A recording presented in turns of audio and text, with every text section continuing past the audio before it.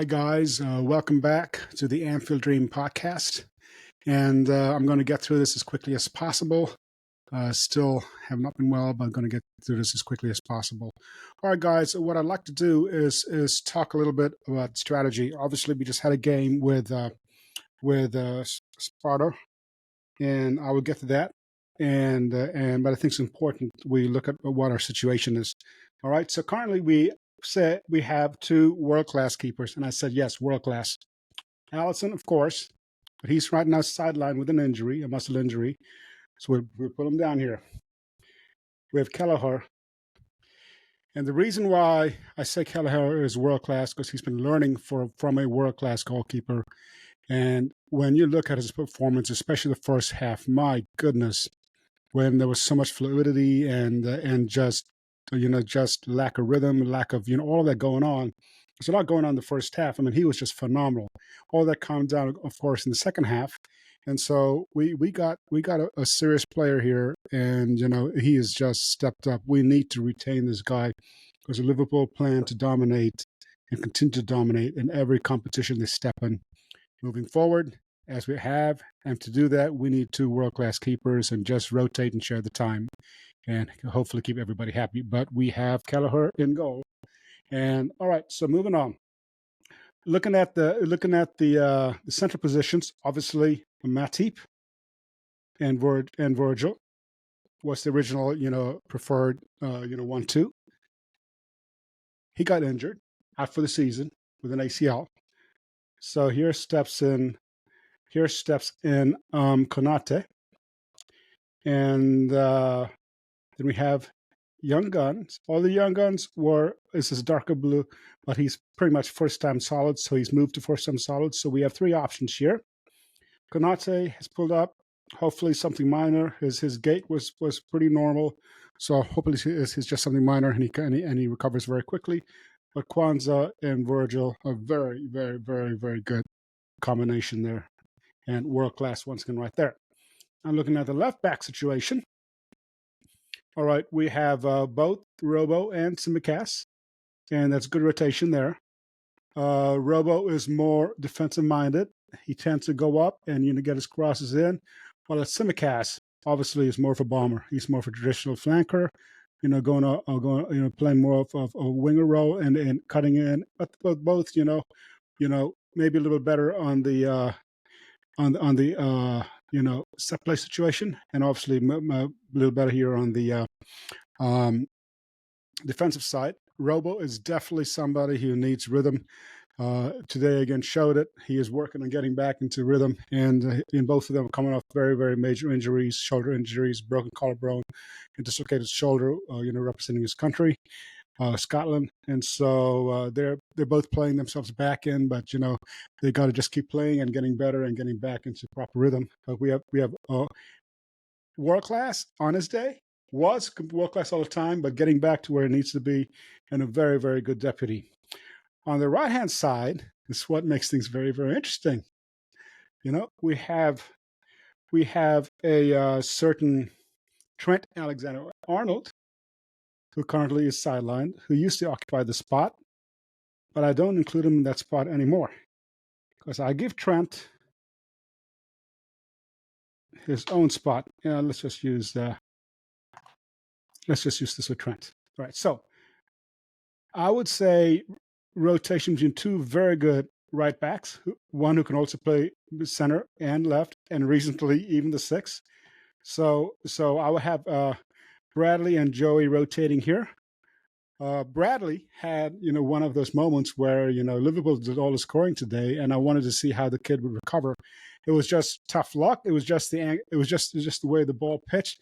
He was trying to clear it, up and over, but unfortunately, with the bounce, whatever it was, the trajectory, it hit his shin as opposed to where he would like to get it, lower, closer to the just the angle where he was trying to clear it. And unfortunately, he put it in his own net and scored an own goal. But that's fine. It happens. He's a young kid. He's learning his trade, and that happens to the best of them. But I wanted to see how he would respond to that. And guess what, guys? He responded admirably. He just picked up where he left off, and yeah, it's he's been playing a lot lately, and for a young kid, young body, still growing, still developing. I mean, you see what's happened to Stefan, right? He's missed pretty much the entire year, and because he was used so much last year, and he was probably the best midfielder. I would say he was the best midfielder because of his availability and just sheer skill last year. So, so anyway, so moving on to the center, the sixth position, and what I call the quarterback position. Trent is unique here. He will have the license to roam all over the place. Somebody else who has that would be like a Thiago, but obviously Thiago is injured, so we throw him down here. Trent currently is also injured, but he will play that role, so we throw him down here. And they're on the injury list. All right, now look how many top players we have already on the injury list, and this is I'm going to show you what's so remarkable about this team. So right now we have Endo as the sole six. McAllister can also play that, but I don't have McAllister. I have McAllister more in an 8 role, and we have Stefan here, who is one of the young guns who can play that position, but he's injured, so we'll throw him down here. And so it's just basically Endo right now. There are a few others. McConnell has stepped in there. A few others have stepped in there. Joey has stepped in there at times. But really, a proper 6, Endo is it right now. Now, going to the flanks. Here we have some serious competition. Curtis has been outstanding, undroppable, but unfortunately injured, so he's out there. Maka now has free reign to play that role. Also a bit of a quarterback, but now more of an 8 and a 10 as well. And remember, he wears a 10, and he has been exceptional in this. So we're absolutely world-class here. I mean, this guy is only going to get better. All right. Backing him up, we have Bobby Clark, one of the young guys. And, there are a few others who can play that role well. Trey can play that role well down here, but, I don't have him. I have McConnell down here as well. So these guys are interchangeable. And the young guns that have really stepped up and helped us a lot in this situation. On this side, it's Elliott and Sobo. Sobo's just come back. And so, Sobo will eventually edge out and be the prominent guy here on the right side. And that's what we have going so far there. Now, Elliott is more of a bit of an Iniesta, if you will. He's got a lot of energy. He can cover a lot of ground. If you look at his heat maps, he is all over the place. And he has the ability, a very good, hold up play, very good distribution, and a very high IQ. What he lacks is that blistering pace. That's where Sobo also the height. Sobo has the height and the pace and the ability to do that. Sobo, put the last ball in the net right at the end of the games to make it 5-1. That Mo goal being not chalked off was, just tough. It's really tough. I feel bad for Mo. But anyway, I wanted to see the lines, but apparently looked very, very close to me. I thought, it should have stood, but I don't know. It didn't, so it doesn't matter. Liverpool still got that in. Now, going down the middle, without question, dominant 9 here is Darwin, period. We also have Diogo that can play that role, but I'm not putting him right there, because I have Mo Salah. Mo Salah, he's just come back from injury, so we leave him there. Diogo is injured, and we expect him back in maybe another 3 to 4 weeks. Hopefully, he should be good to go. It was really, really fortunate. It wasn't as bad. It was bad injury, yes, but it was an MCL and it wasn't a PCL. 2 different ball games altogether. And so he will be back. And I'm looking forward to Diogo because he's just lethal and clinical. And he will be back at the running at the very, very end. We're already in the running, but he will definitely help us out with that. Backing him up when we have the young guns again. Obviously, Bradley has played this position as well. But we have Kate Gordon, who's played himself back into contention, and we also had Ben Doak. Ben Doak is now injured, so we add him to the injury list. He also will be back before the season's done, and he's making some good, tremendous progress. So we have a young gun, covering there. Of course, we have Jaden Dans. He was out the last game because of concussion protocol. That clash with the keeper that set him up for concussion protocol. But he is a very, very natural, instinctive, aggressive 9. I'm so excited about Jaden Dans. And of course, on the other side, here we have Lucho. and Gakpo. Gakpo has played some here too, a little bit of a false, and he's played all over the place. And three good strikes, three good blocks. The guys just had a little bit of tough luck this recently, but I'm proud of him for just hanging out. And everybody, strikers basically basically rhythm animals, right? And so you got to put him out there and let their confidence grow. And he just needs a couple of goals, and he'll be back. He'll be fine. He's just a young kid himself, and so he will grow there. He will improve. Who I'm excited about here with the young guns is Kumas. I've been a Kumas fan for a while. I've been watching this kid for a long time, coming up through the academy, and him and Jaden. And of course, there are a couple others. It was good to see Musalaski also back on the bench, and it was really good to see him back. I mean, that kid has so much potential. So that's basically where we are, guys. And so when you look at tactics, when you look at when I was looking at the first half of this game, it was just people were just trying to. They were very, very aggressive. Sparta and our guys were just trying to figure out the space. It was just almost like they weren't even in first gear. It's like they couldn't get themselves in gear. It's like pop the clutch in gear and it's out again, in gear and it's out against guys. It's like, what's going on? Robo, gradually grew into the game, but there were just way too many. Unlike Robo, the Robo we're used to.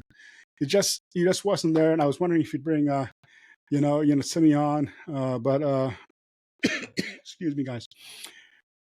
Kelleher, my man of the match of the first half. Probably man of the match of, I don't know, there's so many contenders, but for the first half for sure, he was phenomenal. Second half, things settled down, and we got more in control, and we were basically, the thing is, you need to make sure that you're basically dictating, right? You're playing your game and not reacting to the opponent's game. So you're the ones, and that's what was happening. And as they committed more forward, it exposed them in the back, and our guys are lethal, right? So with Konate, a little concerned. He pulled up a bit, and Virgil immediately came in, but like I said, I was watching his gait. His gait was very normal. So I'm hoping it was just a cramping situation, just a precautionary situation, because if he did his hammy, typically, they will grab the hammy and they will basically, you will see an immediate limp because the body reacts, and he had nothing. It was just a normal gait.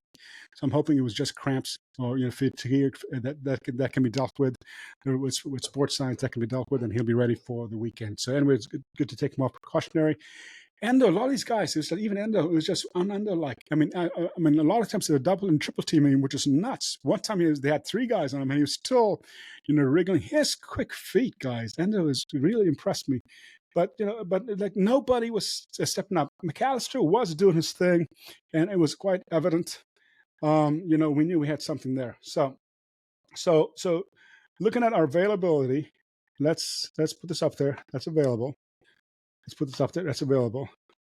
All right. And those kids did not come in. They're available. They're available. And more kids. So what I'm trying to show you guys is a visual who we could consider people who have started, players who are capable of starting, who has the confidence of Klopp and the coaching staff and the fellow players because they understand their role. This is what makes Liverpool, people like, all these people who do not understand the game, even so-called players who play the game, but don't have the IQ to understand the game, is astounding me. Just check it out, guys. 2, 4, 6, 8, 9. 2, 4, 6, 8, 9. Even in a so-called depleted state, we have 9 people who have started, who have played, who've impacted Liverpool this season on the injured list. We have 9 players here who are impacted, who are available and good and firing and ready to go and have played minutes this season, available, who are good to go. And we have the full 11 here who are good to go. Right? Obviously, I haven't looked at the other, backup keepers with Adrian. No comment, guys. Just there's some young guys. There's a lot of potential. I've got a lot of hopes for some of the young guys coming through the academy. Here's some of them on loan right now. Pataluga, the other Brazilian, and that kid is special. he could be the next Ali, another Brazilian, and he is grown. And I don't know if you watch it, Stefan, man, but Chetik, every time I look at the kids, like the kids put on weight and he's grown. So my point being is, once stuff settled in the second half, initially, I don't know if you caught it or not, Joey was coming in and doing this. We're going to the double again briefly, and then it's like, no, let's cut that out, Joey. Let Endo do his thing and Mecca do his thing. And, obviously things changed. Connor had his moments. Andy grew into the game. Verge came down. He was calm. And once Verge came down, he went more into that position. And he allowed Kwanzaa to dribble all the way out. And talking about quick feet, I mean, Kwanzaa was impressive. So automatically the line started being pushed up a bit. Right? There was more control. You see Maka doing his thing. You see Maka, and then when Sabashla came in, they were doing that rotation thing where you're flowing around each other. And of course, Bobby came in and Bobby picked up. There was no drop off at all. In fact, they improved. And Darwin, obviously took him off because we're talking about man of the match, man. I mean, 2 fabulous goals. He is flying. He is hitting. It's like, and all those people singing that stupid song. It's like eating crow right now. Eating not just crow, an entire flock of crows, right? And then of course Lucho. I'm so happy for him. He's been working so hard. I'm glad he got his goal. And Mo, Gakpo, I wish he had more, but what do I say? Job done, guys. Job done. Job well done. Now, there is the potential for even more coming back. I don't know if it's going to be this weekend, but some of the players here who are major impact players are very close to being back. The only one, or maybe two, that will not be back this season, obviously, Matip and Thiago. So you take 2 of those guys out of there, and guess what? That is strong, guys. Liverpool have gone about their business quietly, confidently, and system-wise, energy-wise, all the hard work over the last 9 years, all that going well into the system, bringing all of Liverpool together. The training side, on the guy side of the team, and even the ladies now have Melwood guys, and that's going to make a huge difference. I don't know if you noticed, they've been winning too. It's huge. So you get your old traditional, where all the legends trained, and then you have your AXA, where everybody's together, the babies all the way through the seniors, and it is paying huge dividend. And Liverpool is in a fabulous way.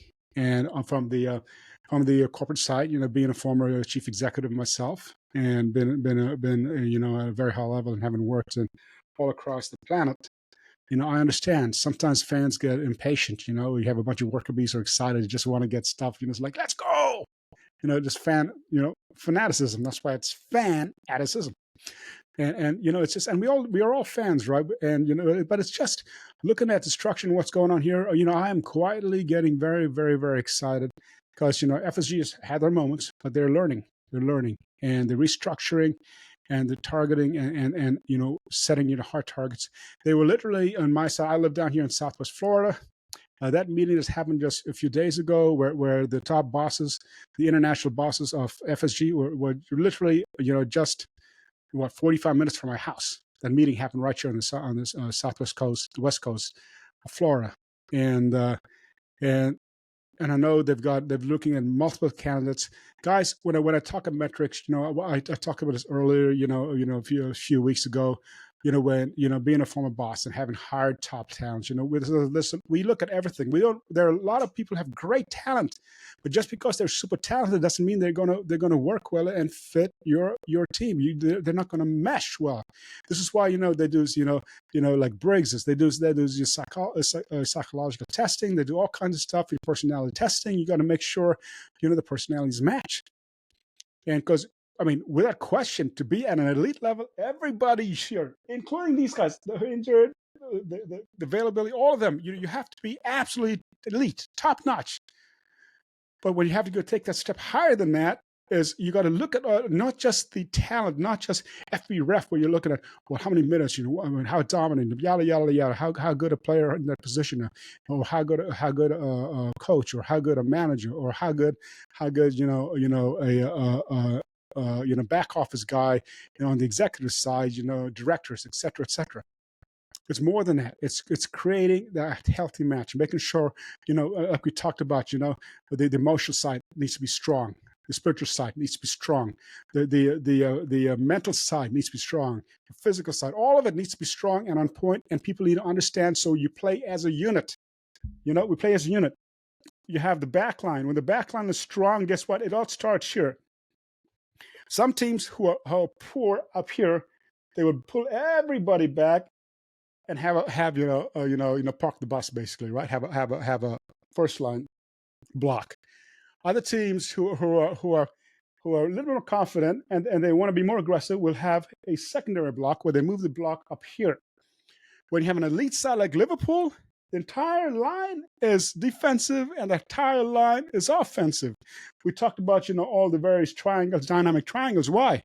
Anybody in the back line, except poor Joey and his goal, I'm sure will come. They have the ability to put the ball in the back of the net. Anybody in the middle of the park have the ability to put the ball in the back of the net. And certainly the entire forward line has the ability to put the ball in the net. But when you're elite, when these guys are up attacking, these guys fall back, and sometimes even these guys fall back, and they are elite. So they're more than capable of playing these defensive roles, in addition to being, a midfield role. And they're more capable. The forwards are doing the same thing, and the backline being forwards. That's when you have an elite team. And when they move as a unit, these people move as a unit, and they want to make sure, clean sheet. That's the only disappointment. And I understand it was just tough luck with Bradley, and you could see Kelleher was just, it's like, could not believe it. It's like, what? You took away my clean sheet. But the kid's learning, right? The kid's learning.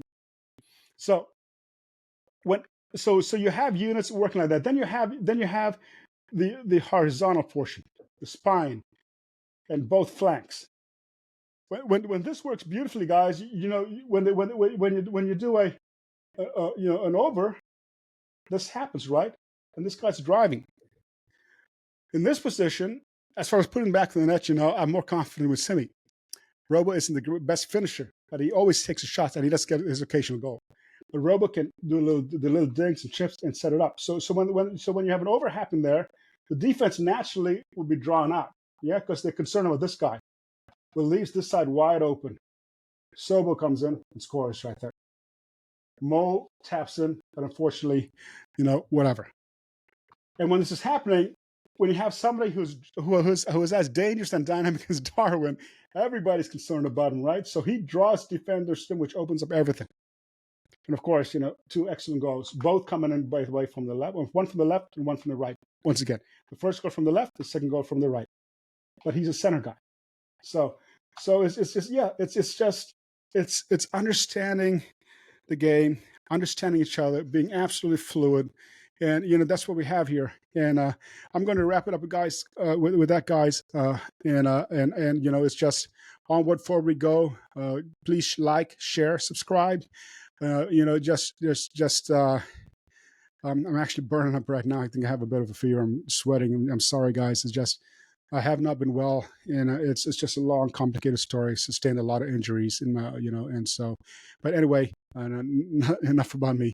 Really appreciate you guys, and as you know, I have, a lot of people on my team that are helping me out with this. It's my wife Kara, and then my nephew Caleb also helped me out. And I can't always, answer comments, but they tried to answer, and some of you have been very, very kind and gracious, and appreciate your prayers and good thoughts and all of that, as far as my health, and I'll keep doing this as long as I can. Anyway, just so proud of the team. Yeah, it wasn't the prettiest, but they got the job done. Now it's all focused. There's only one game.